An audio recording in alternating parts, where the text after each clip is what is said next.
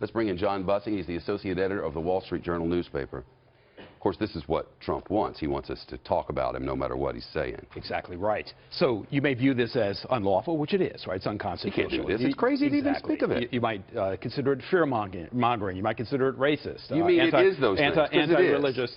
It's all of those things. You might say, why wasn't he criticized for mocking this disabled reporter, fibbing about the Arabs on 9/11, you know, cheering the buildings coming down? Fibbing? He lied about it. This is about your coverage, about CNN's coverage, about everybody coming out against Donald Trump now and condemning him. And they're all the establishment. And what has he been doing? He's been running an anti-establishment campaign in an environment where there's a lot of concern about what's going on with terrorism.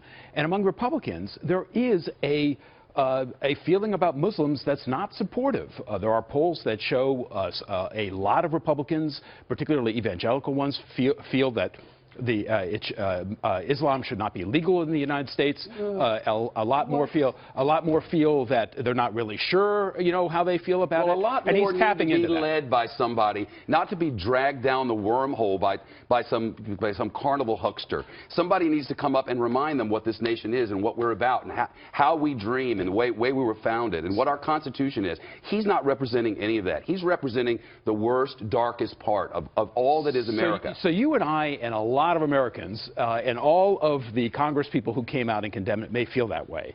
But he's running in an election. And so far, the comments he's made about Mexico, about 9/11, about this reporter have not redounded negatively to him. He is leading the pack. And so he's tapping into a fear within the electorate that is really extant and is really evident.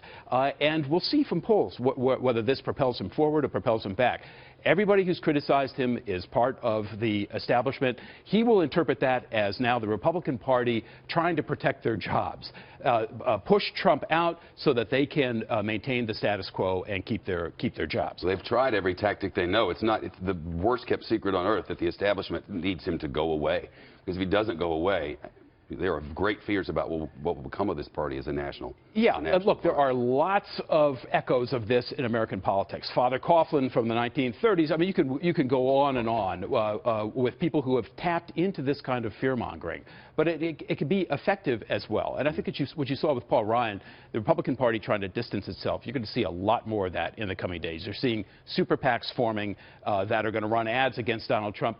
The question is that going to work for him or is that going to work against him? And if the establishment, remember, the establishment promised to be nice to him, and then he wouldn't run as a third-party candidate. Are we nearing a possibility of that, or is there not a way to know that? That was when the party began to say Donald Trump doesn't represent our views. That's when Donald Trump again said, I might run as an independent. And if that were to happen, think of the voters that he would pull away from any Republican candidate that's running against a Democratic candidate. They deeply, deeply fear that. He's got a lot of leverage right now.